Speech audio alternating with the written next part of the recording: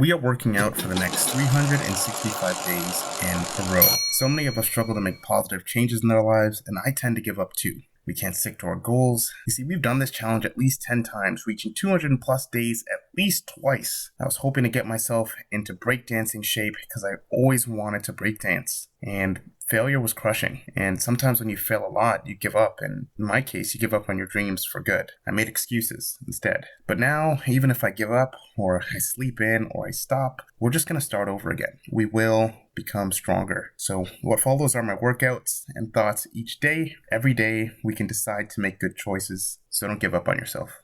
For as long as I can remember training, I've never done any direct hamstring or direct quad work, just because I didn't really feel like I needed it. I mainly focused on squat and deadlift and lunges and variations on those kinds of movements and said, you know what, as long as I'm hitting these muscles, it's fine. But what I didn't realize is training a muscle in a different position actually does have value. For example, like I can train my glutes doing a squat or deadlift, but something like a glute extension or kickback has my glutes in an extended position, which has carryover to different moves like balancing in my handstand, so on and so forth. Doing things like reverse hypers. And, I'm not going to talk your ear off about this, but essentially, it's a good idea to have a more balanced workout plan, especially when it's tackling calisthenics and needing that extra flexibility, mobility, and strength in new positions. So to make things a reality here, I'm working on Nordics, okay? Hamstring Nordic curls and both reverse Nordics to strengthen my knees, strengthen the quads and the hamstrings in positions I never get to work them in.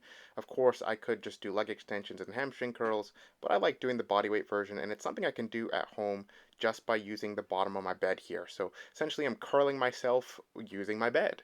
And this is a lot harder than it looks, especially going slow with a straight body.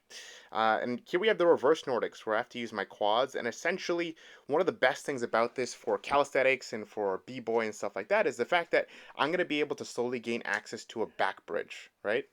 The important thing with the reverse Nordic is that I'm really focused on pressing my knees down into the floor. Now, mine is going to look probably a little bit different than yours because I'm trying to get the added benefit of opening my thoracic spine and, getting that essentially direct translation to that back bridge that I want to access, right? So I do lean back probably more than maybe I need to, but I feel like it's a good idea too, especially because I want to do both of these things. And I don't know, you guys can let me know how you feel about that in the comments.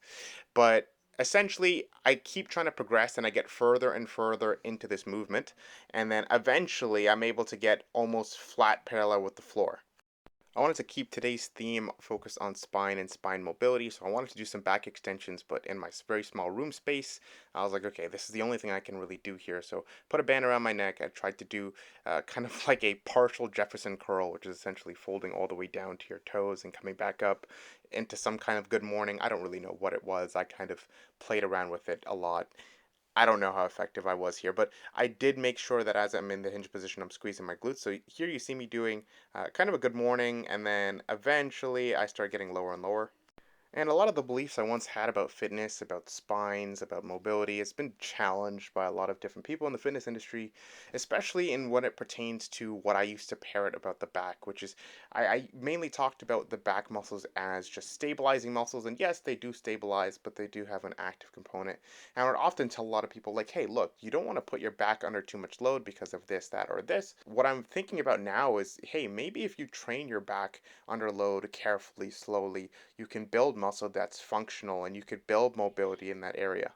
A fun word that I've heard from a chiropractor that assessed my back once was he's like intersegmental mobilization, I think is the word he used. He talked about the fact that my back is very stiff and there's certain things that I should do to maybe try and loosen that up. And that was because I was doing years of heavy lifting. I wanted to power lift, I wanted to lift all these big numbers. And, at the end of the day, I just kind of want to be flexible and mobile now.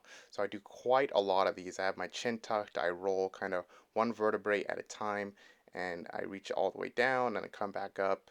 And I treat this as like an actual exercise, like 10 reps of like 2 to 3 sets type of deal. And obviously, I'm trying to get myself mobile in the opposite direction as well, opening up just something else I can do for my bridge. So, yeah, guys, I'm sticking to this mobilizing, kind of stretching, doing my core, all these things every single day. and it feels pretty good. As an example here, this is a position that I have not really been able to get to. To be able to open this comfortably, it's always felt very awkward on my back, but I'm getting even better.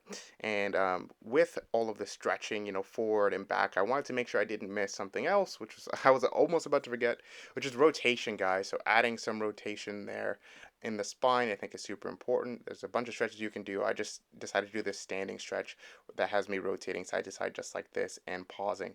And yeah, that's it for the workout for today. I'll see you tomorrow. Peace out.